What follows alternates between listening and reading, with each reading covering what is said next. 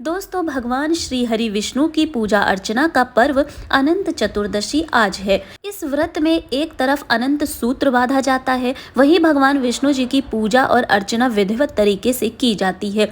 लेकिन इसका व्रत और कथा का भी बहुत महत्व है, तो इसलिए आइए आज अनंत चतुर्दशी व्रत की कथा सुनते हैं। आज के दिन व्रत रखने और श्री विष्णु सहस्त्र नाम स्रोत का पाठ करने से सभी मनोकामनाएं पूरी होती हैं। ऐसा कहा जाता है, जो इस व्रत को करता है उसे धन धान्य सुख संपदा और संतान मिलती है।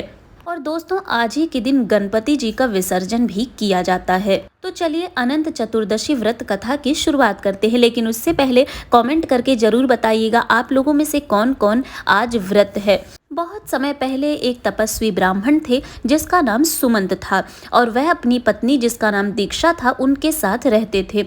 उनकी सुशीला नाम की एक सुंदर और धर्मपरायण कन्या भी थी। जब सुशीला कुछ बड़ी हुई तो उसकी मां दीक्षा का निधन हो गया। तब उनके पिता सुमंत ने दूसरा विवाह करने की सोची और कर्कशा नाम की स्त्री से विवाह कर लिया। इसके बाद जब सुमंत ने अपनी पुत्री का विवाह करने की ठानी और ऋषि कौंडिन्य से सुशीला का विवाह कर दिया। कर्कशा ने विदाई में अपने जमाई को ईंट और पत्थर के टुकड़े दे दिए। ऋषि कौंडिन्य को ये व्यवहार बहुत बुरा लगा। वे दुखी मन के साथ अपनी सुशीला को विदा कराकर अपने साथ लेकर चल दिए। चलते चलते रात्रि का समय हो गया था। तब सुशीला ने रास्ते में अनंत चतुर्दशी का व्रत देखा। सुशीला ने देखा कि संध्या के समय नदी के तट पर सुंदर वस्त्र धारण करके स्त्रियां किसी देवता का पूजन कर रही हैं। सुशीला ने उत्सुकतावश उनसे पूछा तो उन्होंने अनंत व्रत की महत्ता सुनाई। तब सुशीला ने भी ये व्रत करने की ठान ली। सुशीला ने ये व्रत भी किया और पूजा करके 14 गांठों वाला डोरा हाथ में बांधकर ऋषि कौंडिन्य के पास आकर सारी बात उनको बताई। ऋषि ने उस धागे को तोड़कर अग्नि में डाल दिया। इससे भगवान अनंत का बहुत अपमान हुआ। परिणाम स्वरूप ऋषि कौंडिन्य दुखी रहने लगे और उनकी सारी संपत्ति नष्ट हो गई और वे दरिद्र हो गए।